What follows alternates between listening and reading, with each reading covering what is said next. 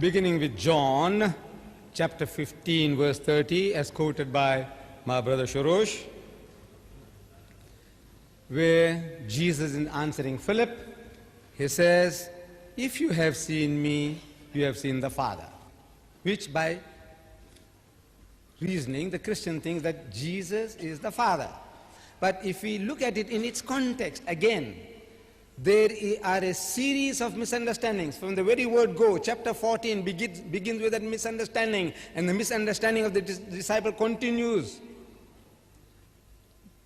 Chapter 14, it says, Jesus is telling his disciples, and whither I go, ye know, and the way ye know. You know where I'm going, and you know how to get there. So the disciples say, Master, we know not whither thou goest, and how can we know the way? They misunderstood. Jesus was speaking about spiritual journey.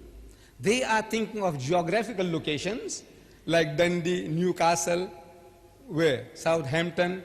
He is talking about God and going to God. So Jesus says, I am the way, the truth, and the life.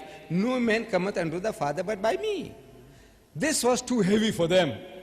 They couldn't follow what he's talking about. So he says, Lord, show us the Father, and it sufficeth us. It will be enough. Just show us God. We want to see God with our bodily eyes, and that will be our satisfaction enough.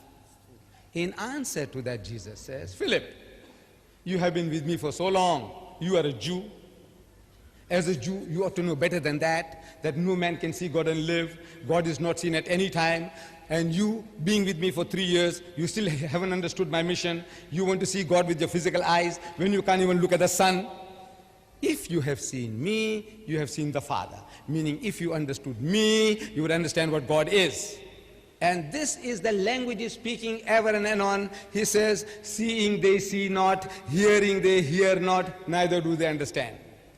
This seeing is not physical seeing. If you understood what I am, you would have understood what God is. You wouldn't make such a silly request. He is not claiming to be the Father.